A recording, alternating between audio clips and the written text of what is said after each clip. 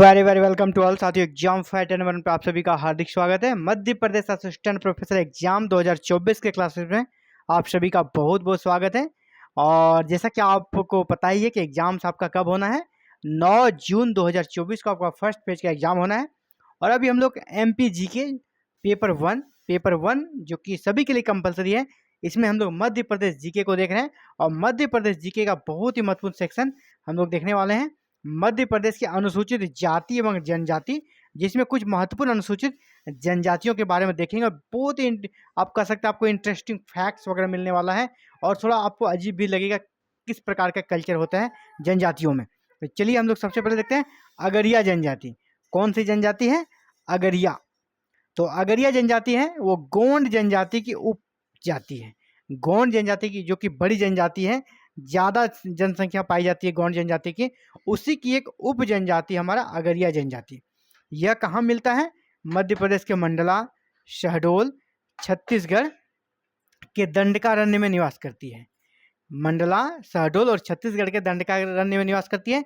जो क्या है? दंडकारण्य एक बड़ा कह सकते हैं जंगलीय इलाका है ना, वनों से परिपूर्ण इलाका है। वहीं पे ये अगरिया जनजाति मिलती है। अगरिया जनजाति जो है, इसके बारे में सबसे महत्वपूर्ण बात यह है कि विश्व में, पूरे विश्व में सर्वप्रथम लोहा खोजने और उसके उपयोगी वस्तुएं बनाने का श्रेय अगरिया जनजाति को ही है। तो सिर्फ भारत में ही नहीं, मध्य प्रदेश में नहीं, बल्कि पूरे विश्व में सबसे पहली बार अगर लोहा किसी ने खोजा तो वो अगरिया जनजाति है, और इससे उपयोगी वस्तुएं बनाने का श्रेय इसे जाता है। तो अगरिया लोगों का मुख्य देवता क्या है? लोहासुर। इनका मुख्य, जब कह सकते हैं, धंधा लोहा से ही जुड़ा हुआ है, मुख्य कार्य लोहा से जुड़ा हुआ है, तो इसलिए इसके देवता का भी नामकरण इसके कार्य के आधार पर लोहासुर रखा गया है। तो अगरिया जनजाति का मुख्य कह सकते हैं देवता कौन होगा? लोहासुर। इसका मुख्य काम क्या हो गया? लोहे से संबंधित वस्तुओं को बनाना। इसके अतिरिक्त इसके अन्य देवता में दूल्हा देव, बूढ़ा देव, ठाकुर देव, ये सभी है, जैसे अन्य जनजातियों में है तो वो इनकी भी है।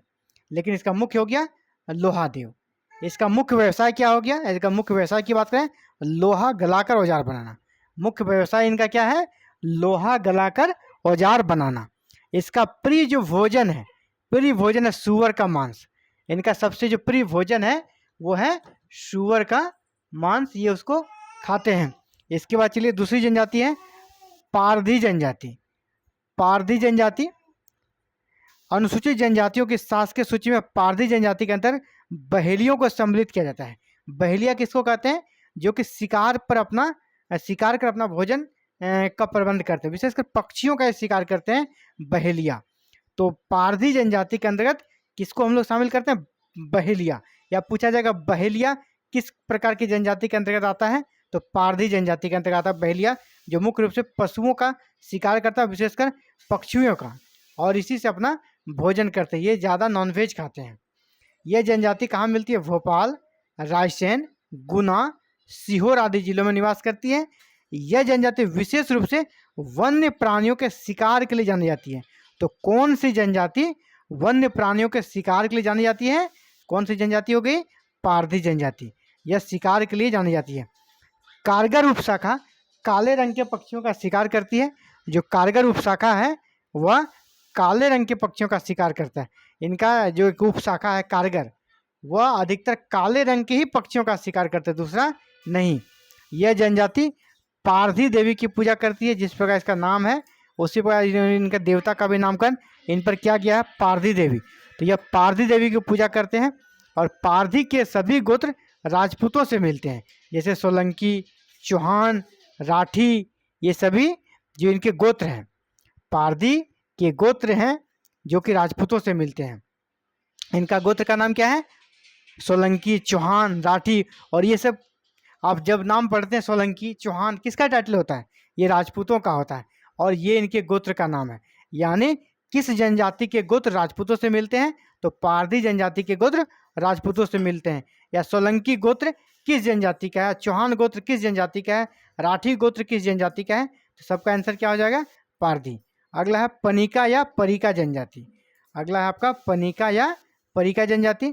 यह मुख्यतः सीधी, शहडोल, छतरपुर, उमरिया आदि जिलों में निवास करती है और यह द्रविड़ प्रजाति की जनजाति है।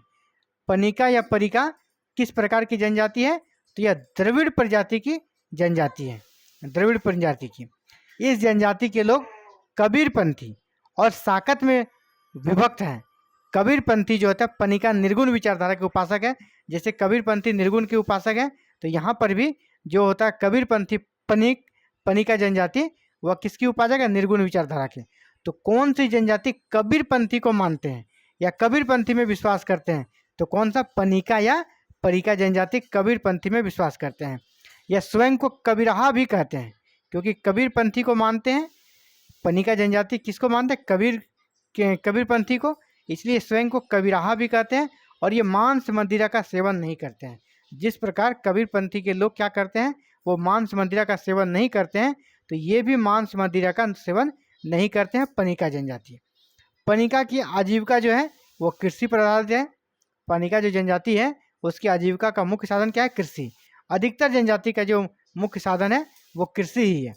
पनिकाओं में विवाह की भी अनेक प्रथाएं प्रचलित है, जिसको आपको याद कर लेना है। कौन कौन सी विवाह प्रणालियां हैं? लमसेना, घुसपैठिया विवाह, पुनर्विवाह और इतने सारे विवाह प्रणालियां प्रचलित हैं। लमसेना, घुसपैठिया, ये 4 प्रकार की विवाह प्रणाली यहाँ पर प्रचलित है। घुसपैठिया विवाह ज़्यादा फेमस है। पनिका जनजाति की एक पंचायत भी होती है जो आपसी विवादों का निपटारा करती है, जो गांव के सभी विवादों को निपटाती है।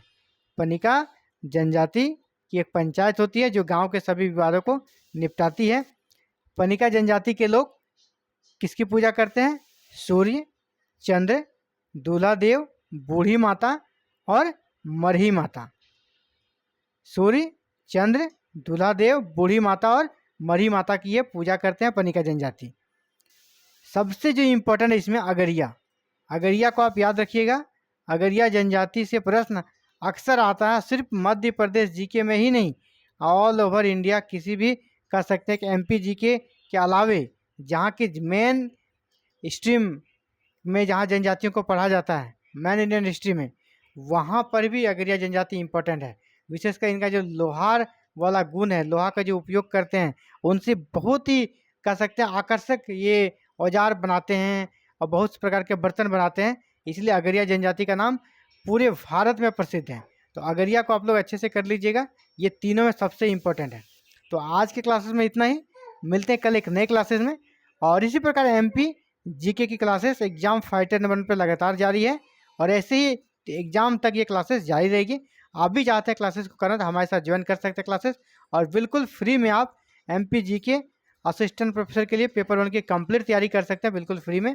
बस इसके लिए एक ही काम करना है, चैनल को सब्सक्राइब कर लेना है, बेल आइकन को प्रेस करके ऑल बटन को क्लिक करना। Thank you very very much for watching this video and connecting with exam fighter number 1।